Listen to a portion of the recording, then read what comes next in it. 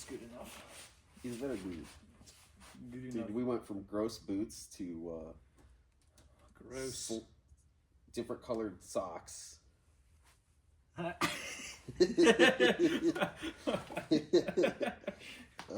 Nice. Yeah, we're classy. You guys will folks. never be bored with us. Your nose will never be the same. You may become sick of us, but not bored. Yeah. Welcome back. We are metaphorically behind the counter again. Yes, episode. I think it's 8, dude. Well, it'll depend on the order that they come out, right? This one's gonna come out the day that you're watching it, probably. The day Well, that it definitely released, came out the day. Yeah, the day that it we're watching released, it has already come out by then. The day we're recording it. Yep. It will come out, and then we have Maybe. Well, The day I release it, it will come out. that's probably a way better. I guarantee that. I can stick with that. Yeah. So yeah, today. Oh wait. Oh, real sorry. Quick, our Oh, sponsor. talking about our newest sponsor. Yeah. I don't know what a sponsor is. I don't know if they have to give you money or if it's okay that we just pay them thousands of dollars and get nothing in return but No, we good get food breakfast. and service. So, And coffee. sponsor. We're sponsored. Cinda's restaurant. Everybody. If you're ever in Middlefield, Ohio, or anywhere within driving distance, definitely go to Cinda's for breakfast and then come here. Yep. And tell them you know us. Yeah. Don't tell them you know us. They will. Just leave that part out. Yeah. Just You just get go some there, have a breakfast. good time, then come Yeah. and see us. with a full belly. Okay. So yeah, today we decided at Cinda's for breakfast that we see a lot of stuff, right? Like I'm sure you guys do too, and you see Aero FOC, you see camo, you see bow ATA recommendations, and to me it seems like a lot of myths or opinions that aren't really, I don't know, fact-based, science-based, Yeah. knowledge-based, honestly, half of them. This discussion came up when we were talking about. Oh, nice Prana pants too, dude. That's all I wear, bro. Excellent. That's my sponsor. And everything in archery is happening in the world or in your industry. It's all the same story. We're just speaking in terms of archery. And we were talking about people who are able to throw something out there with all the confidence in the world when really there's no basis in truth. Like the FOC thing, or like, just everybody does it. The loudest people in the room are typically the ones who know the least. The fool seeks to be heard. The wise man seeks for truth. And there's so many people speaking foolishly. Yeah. That I would say it that way. People speaking foolishly and just interjecting their opinion at all costs, even though they have no standing in that, no basis in truth in what they're just yelling out there. And then all of you guys who are genuinely curious, you hear the confidence that they speak with and immediately go and try to bear shaft your bow at 50 yards or try to get your arrow FOC up because of how much confidence they speak with. Yeah, it's like if a vegan does CrossFit and you meet them, which one do they tell you about first? Sorry, our vegan CrossFitters. Yeah, how do you know somebody does CrossFit? They'll tell you. Yeah, they'll tell you about it. So yeah, I don't know. I feel like we're just gonna start with Luke will take a topic, I'll take a topic, and we'll just run through a few the worst offenders. I'm not gonna lie, sometimes we scroll through Archery Talk to get ideas, or go to YouTube and type in archery and just scroll, and you can usually see quite a few. It's to the point where it's hard for us, and I don't go online. I don't really do Archery Talk or YouTube as far as archery is concerned, because it actually just gonna make fun of me for this. It breaks my heart at how much misinformation is on there and how many forums get started and people just comment with so much confidence about stuff that applies not at all to the person or the situation. And I want to say it's probably 8 out of 10 that I just look at and I'm like, I almost want to vomit at how not true or inaccurate or just talking out of their butt people are on many things. So what started is I was watching a archery YouTube video, which I normally will do when I'm drinking coffee in the morning, and it happened to be the I think it was a Tim Connor's channel, and it was like him and Josh and Brianna and Bo Disciple. I can't remember his name. I'm sorry, sir. But they were shooting James. Okay, they were shooting 2v2 3D, and his girlfriend, lady friend Brianna was shooting, and like, I'm not gonna lie, I go to the comments because I want to see what's happening because it's funny. And every single person was like, her arrow flight is garbage. She needs a new shot. Her, look at her arrow flight at this timestamp, at this timestamp. All these people took the time to write that comment. None of them took the time to actually watch the video and see that every time she shot her bow, her string hit the sleeve of her sweatshirt and was what caused that. So, like, if you're gonna comment, at least pay attention. And if you're somebody that is aligned with the truth, this is the whole reason we're doing these videos. Yeah. Like, you have a voice, and the truth speaks for itself. You don't need to raise, like, it's not how loud you talk. That it's not like the more loud you talk, the truer you are, or the more intense your opinion is, the more right it is. Because there could have been a lot of people that did what you did. There could have been. I'm sure there were. I can't be the only person that noticed that. Comment. Yeah, I was like, I should Nah, I'm not even going to bother. I'm not even going to open that can of worms for someone to argue with me. And it's so hard because that marketplace is just so crowded. And it's like, people don't know that Joe knows what he's talking about. No. Online, they just see a comment. I mean, sometimes I do. But yeah, it's just, it's crazy. Yeah. And I'm sure it's incredibly overwhelming for you people who don't have the resources that we have here. Yeah. Like, we have the context and the reps, the amount of bows that we've seen in our lives, the amount of manufacturer interactions, the amount of people we've helped, and the amount of times that we've thought we were helping when we were actually hurting. And all of that stuff, that experience combined with knowledge, is what helps you become a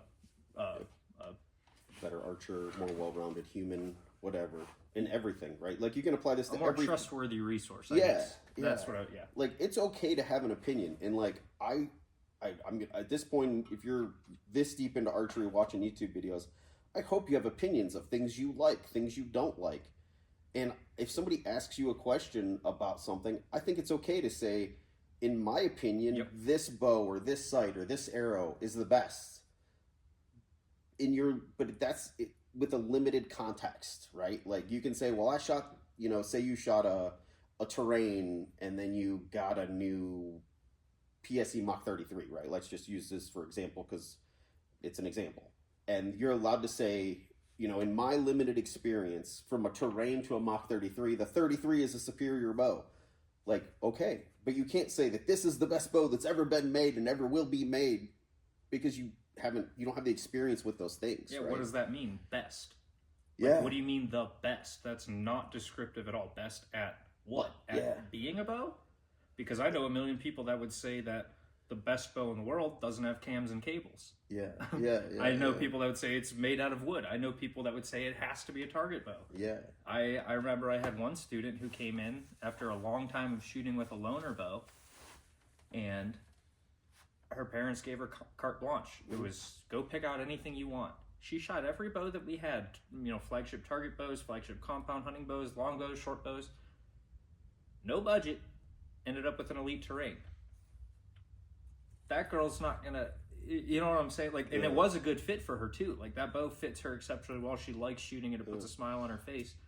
And you can't tell me that the Mach 30 from last year is a better bow for her. Even though I really like that bow. Yeah, so I guess let's start with the first myth that we see all the time. It's the bow of the year. Yeah, or the best bow. Yeah. Or, a lot of people will come into a shop saying, Joe, what's the best bow? What would you shoot? And it's like, that's irrelevant to you. Yeah. Like, I would love to tell you about my favorite bow and why I like it and why I think it's better than every other bow. Mm-hmm. But you shouldn't be caring about what bow wins for me. You should take the categories and the way that I analyze it and the specific things that I like about it and see if that applies to you. Yeah, apply them to your needs. Like, I shoot a lot of 3D and I don't really hunt much with a compound. Like, 2 or 3 days a year I'll take a compound out. Most of the time I'm hunting with a recurve. So a bow that I love the best, I could care less how it does in the woods, because I could literally take my stabilizers off, go into the woods with anything, and it's gonna work for the type of hunting I do. So, you know, you see, last year was the Mach 30 from Outdoor Life. The year before was the Era from Elite. Both, I mean, great bows. I'm pretty sure the Era was a huge flop for Elite. Which is funny. How do you win bow of the year? And yeah, I guess we don't know. We don't know that it was a flop. I don't know how big of a check Elite has to write to make that happen. Yeah, and whether or not they even did, but you know, Yeah. but the fact is like, understand the credentials for why they call it the bow of the year. Watch the videos. Yeah. Watch them. Take it with a grain of salt. Like, don't just take people's words for it, including us. Yeah. Yeah, I will never tell you that there is a best thing out there. I will usually be like, so like we've had a lot of customers come in that go out west and hunt, right? And I'm like, well, there's 3 or 4 site companies that I would trust that important of a trip for me, you know? And it's usually like the big 4 or 5 companies that I'm sure you're thinking about now. I don't really feel the need to list them, but like, there's reasons that I have opinions, and it's usually like the site is robust. The site has really good first, second, and third axis adjustment. It has, you know, good pins. You know, it's like all these things that like I put into an opinion, and there's never ever one, because there's always something new out there on the horizon too, right? Like the Excel driver's coming out this year. That could be the best site since sliced bread, but I don't know yet. So like, it's just, when somebody gives you the best, just make sure you take it with a grain of salt and understand that it's all opinion based. Yeah, exactly. And it's their opinion, not your opinion. And we get paid for our opinion. Yeah. Like this is our job. And in my experience, some of the best, most fulfilling customer interactions, and it's a tight race. So if this doesn't describe you, I'm not, you know, it's a tight, I have so many interactions that I love, but one of the things that I really like is when people come to me aware that it is their decision, the bow that they buy, the accessories, whatever, like your budget, your decision, and they just come to me for information and recommendations. Yeah. That, I think, is when you start getting the most out of your pro shop. Yeah. Is when you show up and you've already done a little bit of homework. Yeah. And you've already established a little bit of context, and you just come in and say, hey, help me paint a full picture here. Help me decide what I want to put on my bow. Yeah. There are some customers where it's, you know, it's just you pick. And you know, that's nice, and I like that, you know, that they're not just that like, they trust us to do that. Yeah. But I feel like there's a part missing out of my job. Like yeah, I could build you a pretty decent bow that you're probably gonna love, but for me, when our job gets really like, when we're firing at the most, you know, productive that we are, and the most in your archery career, I mean, when I'm the most impactful is when you can bounce ideas off of me and we can make recommendations. And then Cam's over here working on a bow, and he yells something to, you know, just throw in just to educate you, make recommendations, not overwhelm you. And certainly budget is never our concern with you unless you ask us budget specific recommendations too. Yeah, and that's always like a question I normally will ask somebody. I'm like, well, like, how much, what's my ballpark budget here that you need to walk out the door at? And I can definitely steer you in the right direction on where to spend money and where to save money. Like, we had a guy come in that wanted a new bow the other day, and he ended up, I wish I could remember what his budget was. It doesn't matter what it was, but anyway, he got a drive. And then he was like looking at putting a whisker biscuit on it in a cheap site, because he was just getting started, and he didn't know, you know, he really liked shooting this local indoor league he had went to once or twice, but he wanted to hunt. And I'm like, you know, like, you can buy this combo for X, but if you're willing to spend another $40 total, you can get a nice QAD drop away and a sight, and then figure out the rest as you go. But like, that QAD will never steer you wrong over a whisker biscuit, in my opinion. And he took that into advisement and thought about it and was like, yeah, let's do that. Let's do the QAD instead of the whisker biscuit, and let's do, you know, save a little bit more money on the site and then when I decide I want a slider sight or a better, more robust sight, I'll do that down the road. So I love that. Yeah. Educated decision making. Like Yeah. that to me is when I really get that, like, Yeah. oh, we're doing good stuff here, is when I Yeah. see a customer make an educated decision and they're happy about what they got. Yeah, like that to me is like so cool. Yeah. Even more cool than the person who just says, I don't know, give me the best of the best. Yeah, that we had That's a guy cool. We appreciate the money. last week that bought the used Mach 34, and like he decided to spend his budget on the bow. No way. Yeah, and then I didn't know that sold. Oh yeah, it was while you were sick. Yeah, sad day. Yeah. He decided, he was like, I could get a mid price point bow, or I could get this used Mach 34, and then he just put like a whisker biscuit and like a fix 3 or something on it, and like that'll serve him well for a very long time. And like I told him, I was like, wear that whisker biscuit out, and when you do, come in and put a QAD on it or a Hamsky on it, and I mean that bow will serve him for a decade if he takes care of it. So it just all depends on what you're willing to deal with. Oh, you got the list out. What's next? Well, I added something at the end. Oh, okay. It seemed important to write it down, so we cover it now, and then. I think so. Okay. I said there. I just wrote down. There's this idea that you can save money by buying discounted things, especially from big box stores and different stuff like that. And every time I see somebody getting a cheap setup and I'm not talking about the quality of the product, I'm talking about the quality of the service. Mm-hmm. Or like you can go to a big box store and buy, a brand new bow for $600 off or something Mm-hmm. like that. Sometimes that ends up saving you a lot of money in the long run. If you're an educated consumer, yeah. Most of the time that I see that, if you're new, right? If you're new, or if you don't know how to work on your own stuff, like, right? If you're me and Joe, then you can go do that, or if Cam or Rachel that wants to go buy a cheaper boat, because they can turn the thing inside out, fix everything with it, set it up for themselves. Yeah. But if you're not capable of doing that, so many people get these cheaper setups from like Cabela's, and they have a strict $550 budget or something like that, so they get all those bears, and then they come to us and it's a minimum of, it's about $100 to set up a bow correctly with us, and we'll have to cut off the D loop that was factory installed by Bear. We have to center shot the rest. We got to fix the timing. Sometimes we got to do limb swaps to get them to tune. All of that stuff. Well, okay, we include that as of right now. We include that with new bow purchases. Mm-hmm. More than likely, if you have a good pro shop around you, they're either going to include it or whatever. But you buy that bow from them, you establish that relationship, and if you just bought a bow from them that needs fitted, needs limb swapped, needs whatever, mm-hmm. I'm not going to tell them how to do their job, but more than likely they're going to do that for you at no cost because you just bought the bow off of them. Mm-hmm. Conversely, you buy a cheap bear from Cabela's or some big box store, and then you come to us. We've had it happen many times where there's a limb issue. Even if it's covered under warranty, I'm charging you labor to do that. So now your $550 bow just became $650 just to get even with the ground. How many times have we seen it where the bow doesn't even fit them? That's so big. Or like you buy a trunk special, you buy an old freaking Hoyt Apple.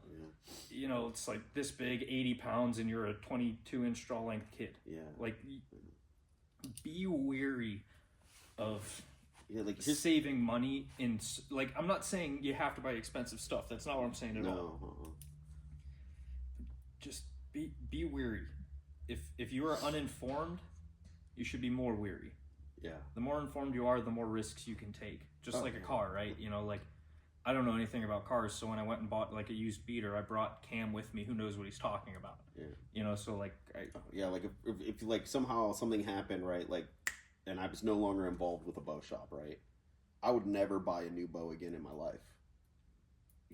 Or I'd buy like a discontinued, like a previous model year, or I'd honestly buy used. I thought about that though, but then you lose your options. What do you mean? Like, what did I'm just shopping a year late. But you ordered a Matthews Shale to Black. Well, yeah, that's because I can. And it's like, but like that's the things that you lose, right? Like Yeah, when you yeah. pay a premium, you get exactly what you want. Oh yeah. And you know if that suits you, or if that's adequate, or if that's not Well, enough. I'd probably still buy one new flagship a year, That's but the what rest, I'm thinking. I couldn't the imagine bows you I never buy to buying. play with, like it's like, oh, I've wanted to shoot one of those, I'm gonna get that. Like those would be probably a year old model, right, or something like that. I would definitely buy a lot of used. Yeah. It depends on how much money I had, because like right now, like right now it's like, all right, I'm a broke kid. Yeah. I have no money. I would only buy $350 5-year-old bows from Archery Talk. Yeah. And I would get out the door with a budget of like $800 for everything. If that was me right now and I got the rug pulled out from under me, making almost no money, by the way. So like if I had a decent job and I had that income coming in, then I would absolutely buy new bows. Yeah. But I would not. I would have the hardest time waiting. I tell you that. It's horrible. The grace that you guys have, like Nick, Dominic, to order a bow and then wait. Oh, that would drive me crazy. I couldn't do it, dude. I struggle with the wait. I mean, even me, right? Like I know the time frame, and like I get a heads up because we see the shipping notification. But still, like it's I would have horrible. a hard time doing. Like my wife's bow was ordered in November, still not here yet. So hopefully this week it'll be in. And like I think I might be more excited than she is. And don't worry, we will do some video on this bow because it's gonna be be a crazy looking bow. Yeah, it's gonna be awesome. So just be careful of when you're saving money. Yeah, just be educated, I guess. Yeah, don't be too just be educated. If you're gonna save a lot of money, make sure you know damn well why you're getting it for cheaper. And here's the thing, you could go and find your local pro shop, right? And if you have a budget that's too low for what they sell, offer to like, hey man, can I buy an hour of your time? Say it cost you $100 to get your draw length, to like get you dialed in, and then you can be a little more educated, right? Like most pro shops would be like, yeah, we'll get you a draw length, we'll kind of figure that stuff out for you and help you a little bit. Or if you go to Cabela's, just know that you're gonna buy that bow off the rack and then have to take it somewhere to get probably set up right. Mm-hmm. I would assume. Mm-hmm. Like from what I've seen, I am not saying that there is not a Cabela's, a Shields. No, they're usually terrible. Bass Pro. There is somewhere in the country. There's a dude that works at one that knows what he's doing. Zach. Oh yeah, Zach. Yeah, Zach he works at Bass Pro in Niles. Yeah, if you go to that one, get Zach. Make sure you get Zach. I don't know anybody else who works there, so if you're an amazing bow tech and you're not Zach, then we're not. We're just going on our. And here's the thing, like we said earlier, I am not saying all Cabela's bow techs are awful. I'm saying from what I've seen in my experience, they are awful. The vast majority of the time, your draw length is at least 3 inches off. The rest is not in center shot. The timing is so far off, it feels like your mods are misset. Yeah. Like, there's so much wrong with those bows when they release them from the factory that it's actually the reason we don't sell a lot of those bows is just because of the amount of labor that you have to put into them.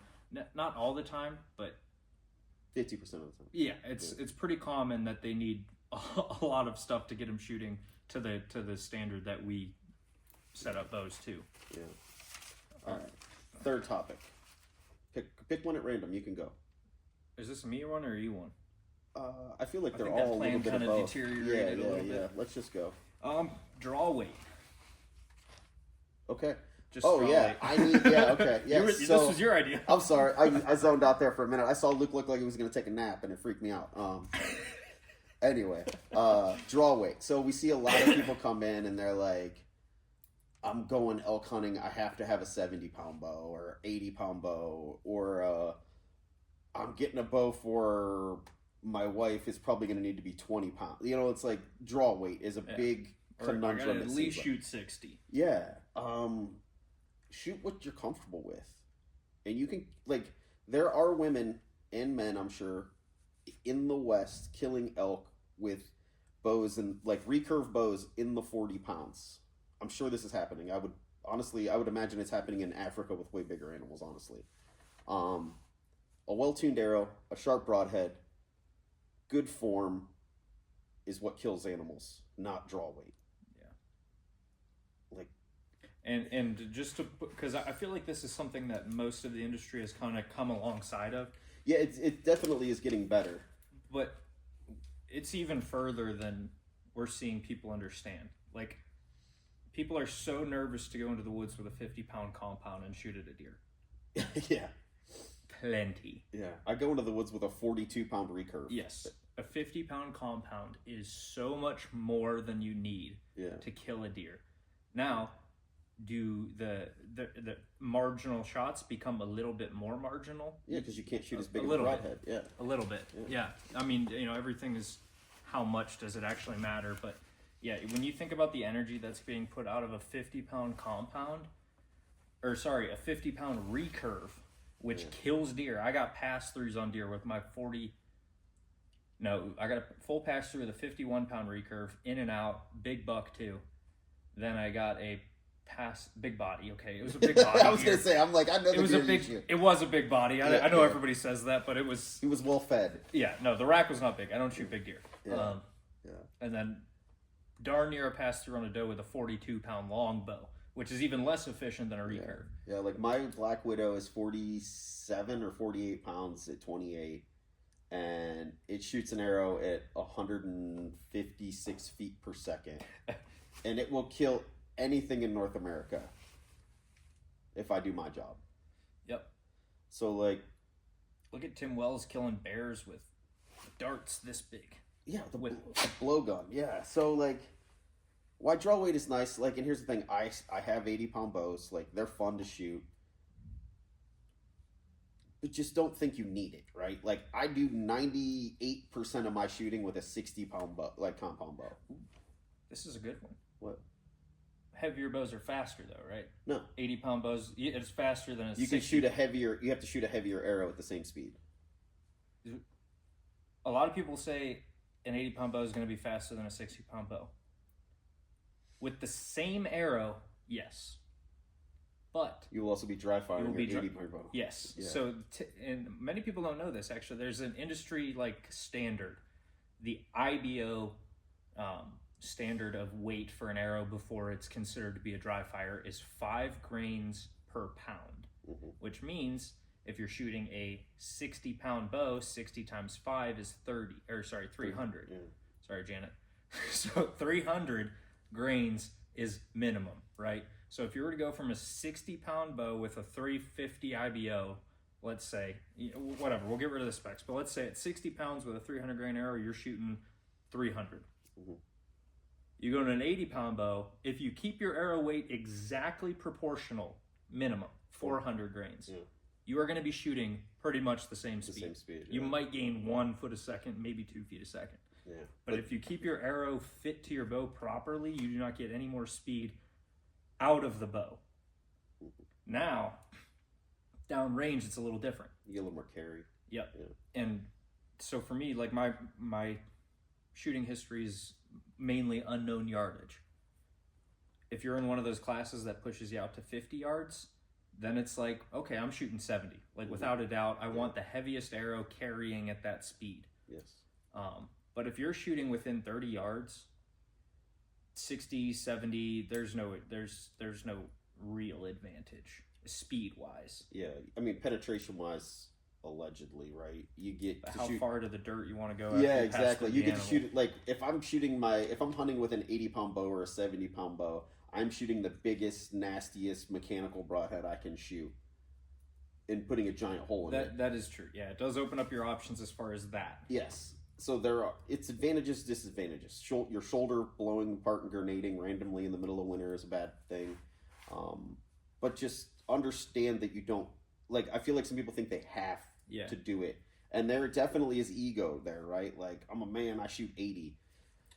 I can tell you that, like, I shoot 80 a lot, and I was at not a lot, but like a good bit, and for a few years now, and I was at one of these, like, I do these rucking challenge archery events where it's kind of like a mix of trail running, CrossFit, and 3D, and the first event they had that morning was like a morning workout with like way too many freaking push-ups, and then we went into like a head-to-head where you're kind of like shooting against an opponent on this like mirror image courses, and you have to like run a sandbag down and then you come back and try to draw your bow.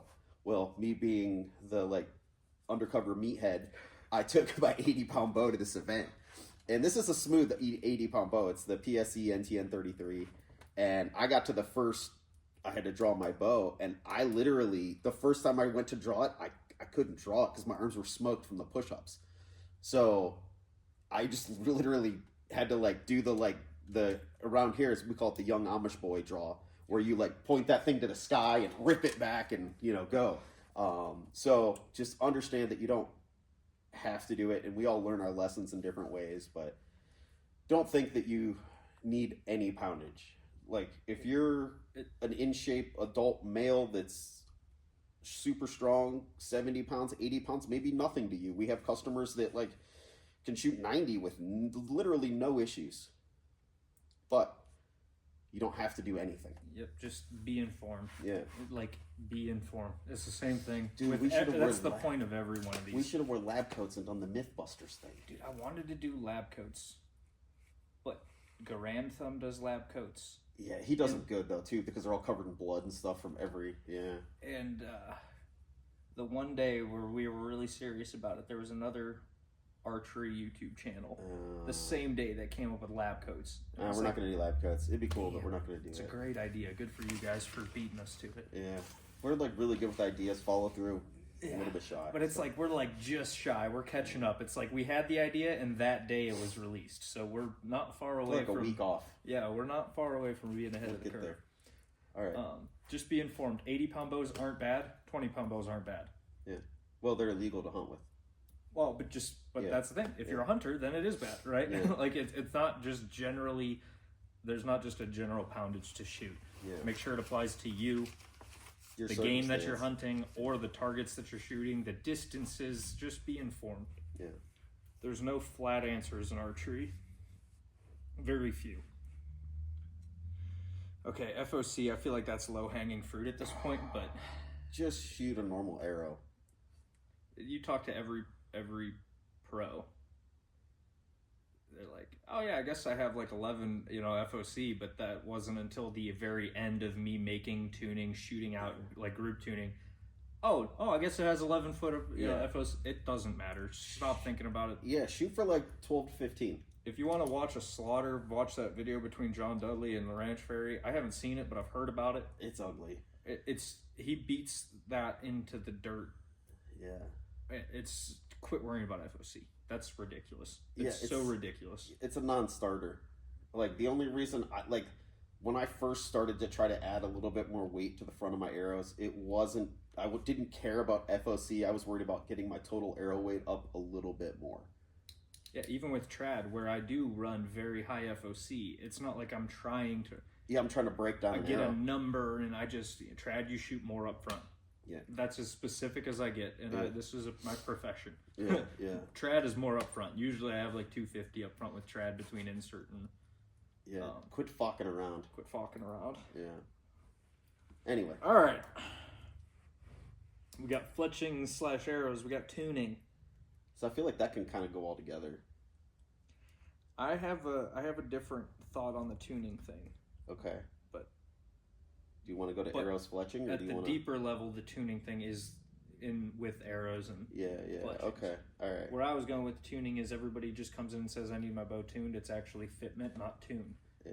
That's all I had to say about that. I know we've said that in a video before, but I need this tuned to me.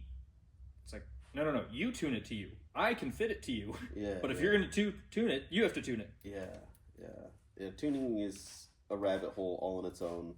Let's just say, just because there's so many different ways to tune a bow, everybody's going to find a style that they like, that they can do easily, that they'll understand, be it French tuning, broadhead tuning, bare shaft tuning, paper tuning, you'd be like, there's a million different things, and I feel like the word tune is kind of like, it's just thrown around. Yeah, it's like every time a dude says tune, drink, like it's like one of those things, right? Like if it's your first year or 2 years of shooting a bow, like it's kind of irrelevant. Like as long as your arrow's flying somewhat good, like you'll be fine. Just make sure your broadhead's hit within reason, and just go shoot. Paper will pretty much just make sure that you're not having any clearance issues or there's nothing majorly wrong with your bow. Like like paper tuning clears up big issues, but the amount of times that I've shot phenomenal groups, 100+ yards, with a half-inch tear, a 3/4 inch tear through paper, even worse. Yeah. Shoot, Cam's Mach 34 that he shot had a 1.5 inch tear through paper. Yeah. And he shot that thing lights out. Yeah, and 110 yards he's grouping, inside this, right? Like, yeah, so a lot of times the reward for tuning is just the tune. Yeah. Nothing gets added to your shot. Yeah. Like, most people just want to walk back tune so they get that pretty picture, and they actually don't have any issues between their sight and rest and center shot. Like that. Yeah. Be informed. Mm-hmm. Be informed. Don't just watch a tuning video and then go do it and just assume that it's going to solve all your problems. But definitely try it, right? Yeah. Try it and be honest with yourself. Like, I remember Greg Poole, you sent me that video many years ago about the group tuning thing. And I tried it. I'm not good enough to tell the difference, but I'm glad I tried it, That's what I do every year for my bow. Yeah, for like that's for perfect shooting, example. right? Like, not for hunting. My hunting bow, I just broadhead tune it. Like, I shoot it through paper. If it tears within an inch, I screw on broadheads and go broadhead tune. Like I'm not going to waste my time. Like, granted, most of the bows that I hunt with are very easy to tune, so if it was harder to tune, like if I had to yoke tune a bow, I would probably spend more time at paper because it's next to the press. Yeah. But if I take a Bowtech or an Elite or a compound that's easy to adjust, I'll just do it in my yard, and I'm lucky enough to have a press that I can put on my front porch to tune. I'm glad you brought that up. Yeah. Broadhead tuning is necessary. For hunting. Yes. Well, yeah. Yeah. I mean, well, I don't know. Why are you going to tune broadheads? Dude, people are getting ready for the zombie apocalypse. I don't know what people are thinking. There's some things like paper tuning. Yeah. Do we paper tune every single bow that we sell out of this store? Yes. Do we paper tune all of our own bows? Hell no. Yeah, exactly. It's like a do as I say, not as I do. Yeah, because it doesn't matter as much as people think it is. Now that when I say that, it's because if things do get hairy, I am capable of fixing my own bow. Yeah. The paper tuning is more safe than anything. It's just like making sure you don't have rest contact, making sure your limbs are flexing as they should, timing, all that stuff. But really, the broadhead tune is the essential one, because that's the one that like it could have a difference between this much of a point of impact at 20 yards. Well, remember when we did the video that was The never Tooth of the released Arrow. on the Tooth of the Arrow broadheads, where they're like, it flies like a field point, and we're like, okay. Yeah, and I did tune this bow beforehand, by the way. I did paper tune. At 50 yards, we stacked 2 in the center with field points, screwed on the broadhead, completely missed the target at 50. 3 feet off. Yeah. So that's where tuning would have come in handy. Yeah, so that is not a myth. Broadhead tune. If you're going to shoot that's the perfect fixed miss. blade. Broadheads fly like field points. Oh, that's a good one. Oh, I call BS. Yeah. It pretty much, if you look at a broadhead, the bigger it is, the more you're going to have to tune it. Yeah. Starting from like 1 inch cut, mechanical, low profile, like a thorn, right? Like a thorn. That's as close to a field tip as possible. Yeah. Virtually no tuning needed. Yeah, like a sever, a thorn. Yeah. And then you start going a little bit bigger, like the Grim Reaper Whitetail Special. Still a mechanical, so you shouldn't have to tune it, right? A little bit. That's my favorite broadhead. Now you're starting to get into where you need to tune it a little bit, and then all the way out to like a big iron will wide or one of those massive ones that's so flippin' hard to tune out of fast bows. Sherman Kinetics or something like that. Yeah. They're not so flippin' hard. Sometimes they are. They take a little bit of work. And it's just unnecessary work. But anyway, the bigger your broadhead is, the more you're going to need it to. Yeah. More or less. And you know how to know? Shoot a group. Yeah. You'll Broadhead find out first, then field point second. Yeah. And if they're hitting the same out to whatever distances you're going to shoot at, then guess what? Don't tune it. Yeah. It is tuned. Yeah. Next. ATA in regards to Hunting. bow discipline. Yeah. Oh, bow discipline too. Yeah. Well, that's what, hunting or target. Oh, okay. Yeah. That's a good one. We get a lot of guys that'll come in and gals, and they're like, I hunt out of a tree stand. I need the smallest compound bow you guys sell. And I go, well, that's weird. I hunt out of a tree stand, and I hunt with a 64-inch recurve. Is it nice? The only time I will ever say like bow AT. Yeah, I was literally about to say that, Luke. Thanks for the comments from the cheap seats. The only time I really think a bow size really does affect much of anything is if you're hunting out of like a blind, right? Like if you're in like one of those small little pop-ups, it is really nice to have a small bow, but just understand that, right? Like usually if you're a long draw length person, a short bow is gonna not feel quite as good because of that steep string angle. We have guys that are like, I'm going out west, I definitely need a 34 to 35 inch bow. And it's like, well, what bow are you shooting now? And they're shooting, let's say it's like a 32 inch, like a levitate, right? And they want a Mach 34 to go out west. And it's like, well, do you shoot that bow well? Do you like that bow? Does it work well? Like, do you really need it? I don't know. If you want it and you can afford it, yeah, whatever, do what you like. But just understand that just because you're the bow, people say, right, like a big giant brace height is super forgiving. You know, you get all these advantages from the longer ATA. And I think you do to a point. Like, I've shot bows from... But without context, that'll, like, look at this brace height. What is that, a 10-inch brace height? Look at that axle to axle. This has got to be the most accurate bow out there, right? I mean, it's definitely a fun bow to shoot. So yeah, just understand, like, there's like these, we hear these rules in archery that, you know, I hunt out east, I need a small bow. I hunt out west, I need a big bow. I shoot 3D or I shoot indoor target, I need a long axle to axle target bow. Luke shoots indoor archery with a 32 inch decree, which is honestly a small bow for hunting, I think. But he shoots it well. So just understand that, like, these rules were made up by people. I don't even know why they were made up, honestly. It's just like too many opinions that got like hammered into rules kind of thing. Yeah, honestly, you know? Like where... It's like it was said wrong so many times it just stuck. What is that? Confirmation bias? Is that? Yeah. Does that apply? That sounds intelligent. I'll go with it. I don't know. I'm okay with it.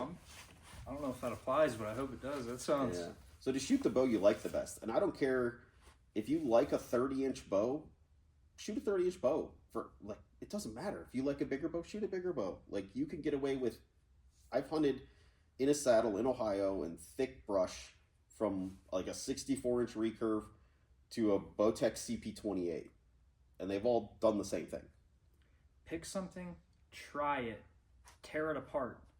Not physically, but... And then that's how you develop your preferences. That's how you become informed. Like at some point, like a lot of people in archery have paralysis by analysis, right? There's so many options. Yeah. Like that, you're never going to pick the perfect bow right away. No. It's a total crapshoot if you do. Yeah. There's so many variables you cannot predetermine the best bow for you. Make as informed of a decision as you can. Try it, fail, learn from it, develop new preferences, apply those new preferences to your next bow purchase. Like I know when I just went to Colorado, I've been hunting my entire life. I mean, ever since my entire life. And I've never backpack hunted in, like elk hunted in Colorado before. In the first 2 days, I had 7 notes about how I was going to, just some of them were little, some of them were bigger. Just little things that I would change on my setup to make it more appropriate that I never even thought of before going there. Yeah. You know, so it's like at some point you got to freaking walk. You know, like try it, fail, learn, grow. That's archery. Everybody wants to have it figured out so they don't have to go through the heartbreak of failing. Yeah, and it's like I would always recommend someone starting at like 32-inch ATA area because you're in the middle, right? Like that bow will do everything pretty good. Will it be amazing at everything? I don't know. It might be. Or I think it could be. Yeah. But it's a good starting point, right? So anyway, ATA's covered. Camo's a funny one. Yeah, it's a guy that owns a lot of Sitka, First Light, and you know everything, right? Like, well, tell me this though: why do you like your First Light in Sitka? Is it the warmth?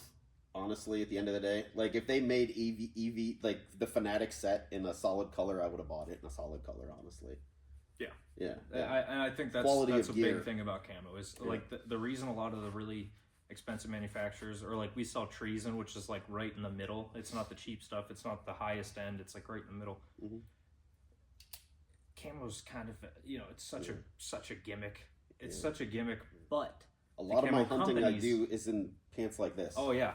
This hoodies, vests, whatever. I've killed deer in a hoodie and these like a pair of pants like this before. It just so happens that all these camo companies make hunting specific clothing with the pockets, with the stretch, with the insulation, with the that's the stuff that you pay for when you buy expensive. To me, I can hunt in anything from Walmart up until it's about 40 degrees. You could genuinely hunt in a pink jumpsuit. And I mean, when I was a kid, I'm not gonna lie, I did 100% of my hunting up until I bought my own camo was done. I was dressed like a deer in brown Carhartt stuff, right? Like Carhartt bibs, Carhartt coat, Carhartt hat, with usually an orange Carhartt hat and a vest, because I gun hunted more than anything as a kid. And like literally, my dad would dress me up like a deer to go hunting deer. It seemed like. While there's other people with guns looking for deer. Yeah, and things like that look like deer. if you wore that, if you ever spent any time in Carhartt, which I imagine a lot of you folks did, you understand how horrible that crap is when it gets wet, and like how heavy and stiff it is when you're moving. Like to be able to like. I can think about those days as a kid freezing to death in like a million layers of cotton long johns and this cotton duck Carhartt gear I had on, like transposed to today when I have on my like Numa electric long johns, First Light wool mid layers, Sitka Fanatic over the top, and it could be like -10 and windy and I can just chill. Like I'm fine. So like I appreciate that the clothing that is available today. Yeah. Do I think it's an absolute must? You need to spend $1,500 on an outer layer to go hunting in Ohio. You got to break up your pattern. Yeah, yeah. No, I don't think it's a necessity, right? Like, there's a guy on YouTube that I've liked for years. That Jason Sankoviak. He's a trad bow guy, right? Like, he hunts in like those Walmart Wrangler pants that are kind of like the Pranas from Walmart and flannels, and he gets it done. Like, granted, he was in Michigan hunting, now he's in Georgia hunting, so it's a lot different environments. But like, you don't need to have the latest greatest camo. If you want the latest greatest camo, it's awesome. It's super comfortable. It carries your gear perfectly. It's amazing. But I'm not going to lie, there's a lot of days when I leave work, when I'm landscaping and stuff, and I still have on what I wore to work that day, and I know it's going to cool off, so I'll throw on like a green hoodie, grab my pack and my bow out of my truck, and go hunting. So just take advantage of what you got and use what you can. When you go out there, the animals teach you how to hunt them. Yeah. Like everything's a little bit different. Like it was awesome when that doe was like, Joe, go to shoot 2 trees over. And I don't think they heard you, but yeah, it was good advice. So I'm glad you didn't. Yeah. It's top secret. The deer told me not to tell anybody. But yeah, I don't know. It's just be informed. It's you got to break up your pattern. It's like that is true at a certain level. Like whitetails, you need to be behind something. Elk, you want to be in front of something. Like different stuff like that is like learn specific to you. Don't just hear, you got to break up your patterns, so I need to get QUVs. Like, or bows.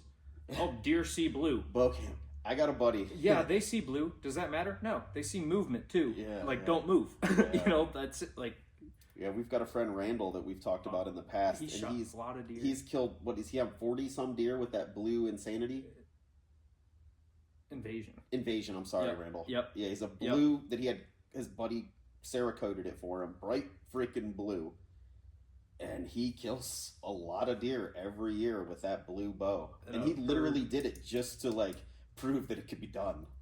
And I've heard people say, I'll never bring a white bow into the woods, because when deer kick up and they see the white, then it's like I've seen that stuff disproven I've seen it hundreds of times, and then if I were to take all of the experiences around me from the people, it's millions of times that has been disproven. But that guy wants to come into an archery shop and voice his opinion super loud, and hopefully you're intelligent enough to not listen to And I would imagine 30 yards away, if you took this black Mach 33, which, hey, we have tons of carbon in stock, folks, and you took this beautiful Kuiu carbon bow, and you hung them in a tree, and you stood 30 yards away, you probably couldn't tell the difference in them. I bet they would look very, very similar at that distance. That's a good point. Yeah. The way that lighting works and silhouetting and all that stuff, especially when your backdrop is the sky. Yeah, just be informed. Uh-oh. By that look, what's that one? This is a fun one. My bow blew up. Your bow It blew up? derailed. The string flew off. That's it. The What were you string doing? came off of it. What were you doing? I was just shooting and the string came off. Were you drawing back, or were you letting down, or were you at full draw? Well, that I hear a lot of different ones. Yeah. But basically, it was them. Yeah. Like, you know, like people come in and, oh, my bow blew up. Very rarely is it not you. Yeah. Like I saw some guy never buying a Matthews again because of Oh yeah, I'm sure you guys saw that. That was in the and it's YouTube like, stuff dude, the other day. You torqued the string off. Like Yeah. just Yeah, here, let's do a little visual. I'm not gonna blow this bow up on see. camera. Not one of these bows has ever blown itself and they've up. been here for they've been here what? I come in every morning and I check, and it's Just just waiting 5 to see years. Not happened yet. Yeah, so like if you push straight forward and pull straight back, nothing bad's gonna happen. If you grab this thing like a hammer and do this, you're gonna reel it off. Or if you do this, or if you let down, you're back here. And as you let down, you go like this. See this movement, folks? This string comes out of the groove, comes apart. There's many ways that you can derail your boat. Now, granted, it's not common, right? Like it's not. I mean, we see it I guess 10 or 15 times a year. so. Yeah, if you consider that common, then it's common. If you don't, then it's not. But Yeah. it's not like you should go home and be very afraid of blowing your blow up. No. Blowing just your blowing your bow up. bowing your blow up. Blowing your blow up. Don't do that either. Yeah, don't do that. That's illegal, guys.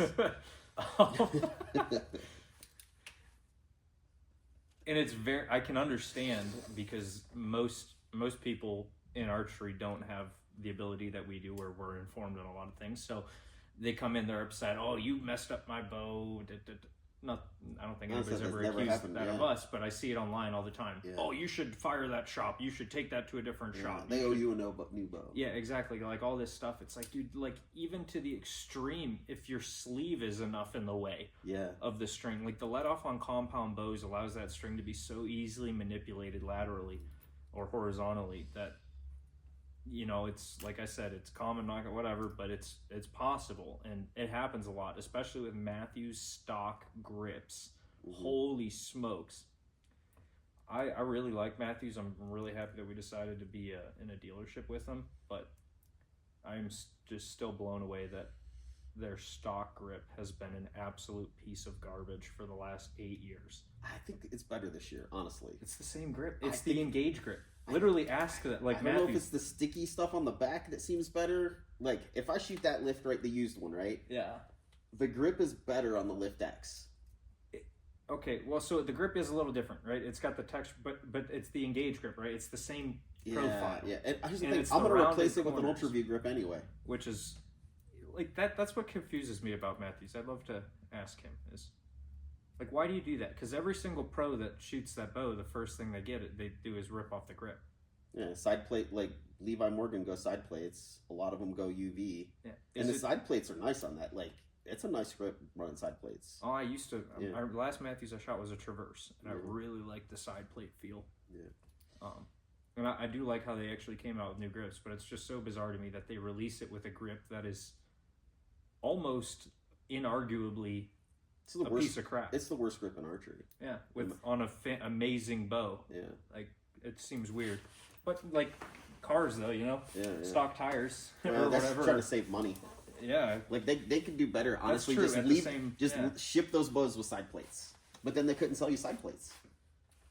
That's the thing that they never stepped into their own aftermarket grip making until now. But they've always sold side plates. Yeah. Other than yeah, side yeah. plates. Well, didn't they do that one that, like, twisted? Oh, the focus grip? Yeah. The I still second have one worst I still grip. have one of those at home in that Matthews box. Yeah, from the original GB. grip was the worst one, then the second, from like the Halon is what I'm talking about. Yeah. Like if you have one of those bows and you're listening to this, you're welcome. Buy an Ultra View grip. Or Yeah. one of the new Bond grips that they came out with, which I still don't like nearly as much as the Ultra Views. Yeah. Or the Shrewds. Something with hard edges to make it feel like every other target bow that's not ever existed, but Most. not a piece of crap. Anyway, don't torque your bow. It'll blow up. Yeah. And it's going to be your fault. Then there's no warranty to cover it, and you're going to pay for labor, and you might need to replace your string. You might need to replace your string and cables, cams, limbs, mods, roller guard, limb pivots. Yeah. It's a very real thing, and And here's the thing, I understand it happening, especially in a hunting situation, right, where you're super excited. Like, I don't know how, like, it's happened, right? Like, things happen when you're hunting. I've dropped trees out of bows. Luke's thrown trees out of bows. It happens. Bows out of trees too. I've done that. Trees out of bows? Oh, yeah, you know what I mean. I need more caffeine. Or less. Yeah, probably less, but we're going to ride this train. I have thrown my bow out of a tree. No, it wasn't my bow. It was my dad's. So, derailing bows, arrow flight, you already talked about that. Yeah. Bow color, I kind of snuck that in there. Stab length. Oh, doesn't matter. But that one's kind of disappearing too. Yeah, I like, see a lot more people that aren't afraid to buy that 15-incher. Yeah, like, if you're shooting a hunting bow in the woods, like, I always go to the hunting argument because even though I don't hunt as much, that's probably the majority of our customers. If this bow is hanging in a tree and there's an arrow knocked, and let's just say it's 27 inches. Very average arrow length. Yeah, you have plenty of room for a stabilizer if you like it. Or no stabilizer if you'd like it. Like, I've hunted from, a 22-inch quivalizer to literally, I took something like this off another brand's bow and added some weight to the front of it and just had some weight out here. Just shoot what feels good, what you shoot the best. Like, if I'm going to TAC or to a 3D tournament, I'm going to run a lot of bar and a good bit of weight just to slow my float down a little bit and balance the bow. Be informed. Yeah. Joe's play with it. Like he just said, he just described 2 specific situations with 2 different setups. Yeah. 3, tack, quivalizer, and then hunt. Yeah. And it's like, just be aware of what you're doing. Don't just mindlessly accept, oh, I'm a hunter, so I should shoot a 6-inch stabilizer. 6-inch stabilizer don't do nothing.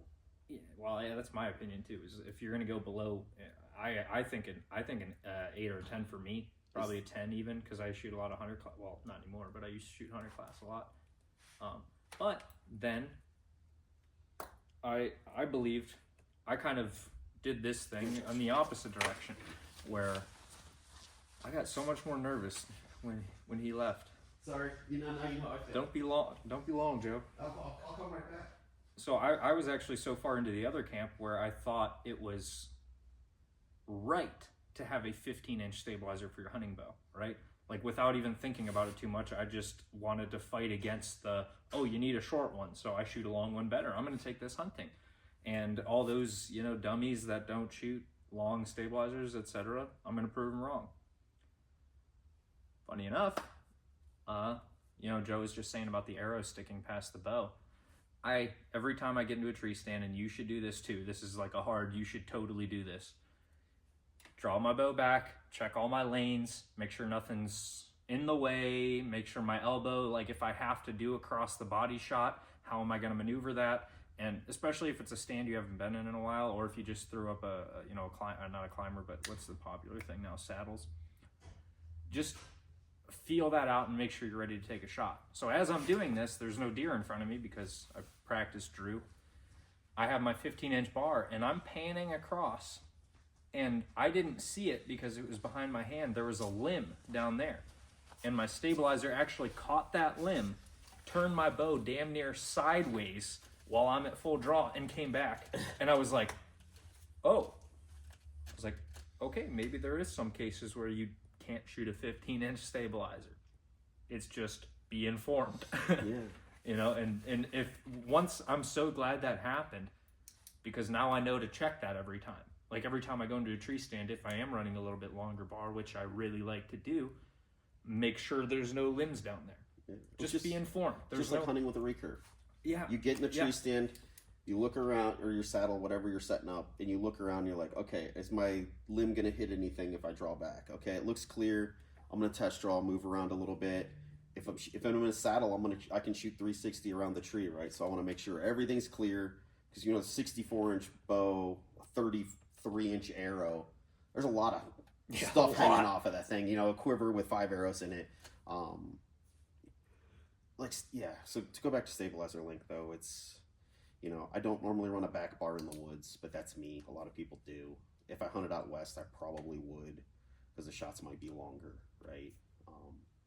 it's case specific. And even then, he goes out west, he might come back and say, that was completely wrong, I need this instead. Yeah, I'm probably going to take my recurve anyway. And actually, when I went out west, I found I didn't take a back bar. I just ran the quivalizer out front.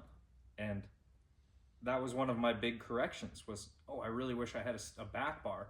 Not because of accuracy, but because the quivalizer sticks the nocks of your arrows past the string. So whenever I would want to rest it against my leg, the arrows would You got to go to the cam, yeah.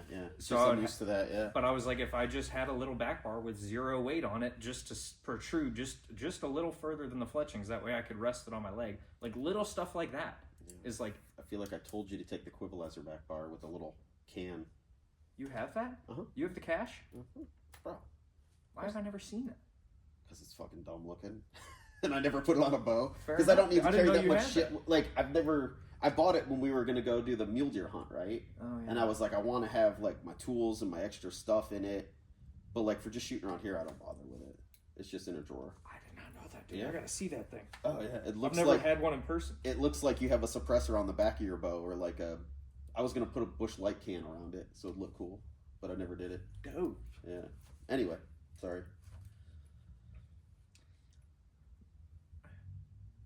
I think people believe that peep sights are magic or voodoo. One or the other. Peep sights. Okay. It seems like nobody understands how simple the peep sight is.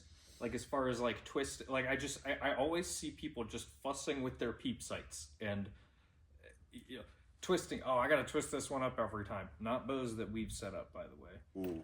But just like, the peeps, I need new strings. And it's like, well, have you ever just twisted the string up? Like, is your center serving separated so your peep's doing donuts? It's just, there's so many people who just accept a really crappy peep experience and have no idea that it's so easily solved. Yeah. Oh, yeah. Like, there's the drawback and, with the nose. And they're like, I just do that. It's like, bring it in. It's a 5-minute fix. The worst part is I do that. Like, there's half the time I'm like pushing my peep with my nose because I'm lazy. Which is fine. Yeah. Just be informed. Yeah. Joe knows he could fix it, but there's a lot of you guys out there who are like struggling with it, and it pisses you off, and it affects your shot. That peep does not have to come back. You know what? The one thing that applies to this, I think, is there's different size peeps. Yeah, I know this is groundbreaking to some of you guys, but you can go from 3/64 in a ham ski kit up to a quarter, depending on what size peep or what peep. 3/16 is bare. Well, I'm just saying, like, where you go, you know. You go to 5/16 with some peeps. Yeah, so just understand that, like, if you really like your sight, you really like where it's at, you can adjust your peep to get the perfect sight picture. And it will, I can say this is fact, it will help your accuracy. That is true. Especially if you're one of those people who get a group here, and then you pull arrows and come back, and then your group's here, and then your group's here, and then it's here. That is peep alignment. Way more often than not, peep alignment. Yeah. And if you have a peep that's too small, you don't know if it's aligned. If it's too big, it's really hard to tell if it's aligned. So like people, like, take your peep a little bit more seriously. And it has amazing impact on your accuracy. Yes. It's like, that's honestly, that may be like my favorite cheap upgrade in archery for somebody. If they're shooting a 1/4-inch peep and like one of the Trophy Ridge single pins with that little tiny scope housing.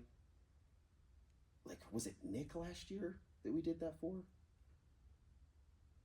He got the Mach 33, had the lift. Oh, Dominic? No, Nick. Shaved head, plumber. Anyway, we have a customer. Yeah, I didn't work with him as much as you did. So he shoots worked beer with him league a lot more than I did. And he was, complaining about like his group size, right? And I'm like, well, let me see your bow real quick, because I'm not gonna lie. Sometimes I'll do that to people if they complain their bow's not accurate. I'll take it and shoot. Just to blow up some arrows. Just to be like, all right, give me 5 of your arrows. I've done that a lot. Yeah. And I'll shoot a group with his, and like as soon as I drew it back, I let it back down. And I go, I know what your problem is. It's your peep size. He was running a 1/4-inch peep. I wish I could remember what housing he had. I can't remember off the top of my head, but a smaller housing. And I thought he got an Excel. This was pre that. Oh, okay. This is when he had the lift. Gotcha. So, we shrunk his peep down, And like literally the next day he's texting me like, that helped amazing, like blah blah blah, right? So like try to match that peep. And here's the thing, that's why target sites are on sliders. One reason why they're on sliders is so that you can move your sight in and out to get that perfect fit, right? That's one thing the advantage of the dovetail. But just something to think about in your thing. If you're struggling with group consistency and shifting and like focus on that peep alignment, if it's hard to focus on, change the peep size. We wrote down target panic, but that's a very long one. Watch episode 1 of Behind the Counter. It's called The Biggest Problem in Archery. And we talk about the myth of target panic and how it's... To me, it's not a... when we talked about target panic, it wasn't the myth of target panic. It was the myth of the easy fix. You know, like what release fixes target panic that what he just saw in Archery talk, right? Like that was the thing I wanted to touch here was more like, what's the Band-Aid, right? Where it's like, what release does it? Nothing cures target panic. You have to work your way through it. That's all I wanted to say about it, right? Kind of thing. You know what I'm saying? Calling it target panic makes it seem like it's a disease that you catch. Oh. It is a result of lack of planning, lack of practice, lack of a clear path. It is the result of all of those things happening. So calling it target panic makes it sound like it's this little thing that you could get antibiotics. No, it's the chaos that erupts from you just randomly trying to pursue something that is incredibly difficult to master. Yeah. It's all of those shortcomings freaking showing up on your doorstep, and all you think it is an Amazon package you can just throw it. No, it's a output of the actions that you've put in, and it's different for everybody. Exactly, because it's not target panic. Like I hate the term target panic. I like archery cancer. I just like because like I had archery cancer of the aiming. It's just like, but truthfully, it's just not being good. Yeah, like really is what it is as a result of your work. Yeah, because your work was inadequate. That's what target panic. It's the manifestation of it. You know, it's like if I were to just hop on an F1 course, I didn't get F1 panic. No, you'd be dead. Yeah, is what it's would the happen. chaos that ensues for me being grossly underprepared to take on something of that magnitude. Yeah, that doesn't F1 panic's not a thing. Like, you know what I'm saying? Dude, I guarantee there's an F1 driver out there somewhere that's like oh, I got the F1 panic today. Like there's a right turn and he's like, left. Yeah. Like, you ever seen all the buttons on the steering wheels? Like I don't even know. I can't even imagine what they would do. Like, oh, that's so crazy. But archery is just as complicated to master as F1, right? It's a little bit less consequential, but But everybody, when they're not hitting the bullseyes every time, all of a sudden, I have target panic. No, you just haven't done your job, and that's why you're failing. Yeah. And I speak facetiously about this because it's a lack of understanding. People aren't, Anyway, we watch that video. It was a good video. Don't get Luke fired up about not target panic. Yeah, it's not a disease. It's not a flu. It's not a cold. It's not random either. And then the last one. Archery is expensive. It can be. And I don't want to put Joe in this position because it was me who said it, but... Yeah. Archery is expensive. Like every year, new bow season, if you go on Archery Talk, you will see people freaking out about MSRPs on bows, right? Like without fail, I'm sure you could go back historically and look since the beginning of time. Yeah. And here's the thing: I am not going to say that bows aren't expensive, but comparatively in the hobby space, right? Let's just go bass fishing because I have experience in both hobbies, right? If you're gonna and I never even did the bass boat thing. I did kayak tournaments, right? So let's just say kayak tournaments. You're going to buy a $4,000 kayak, Hobie kayak.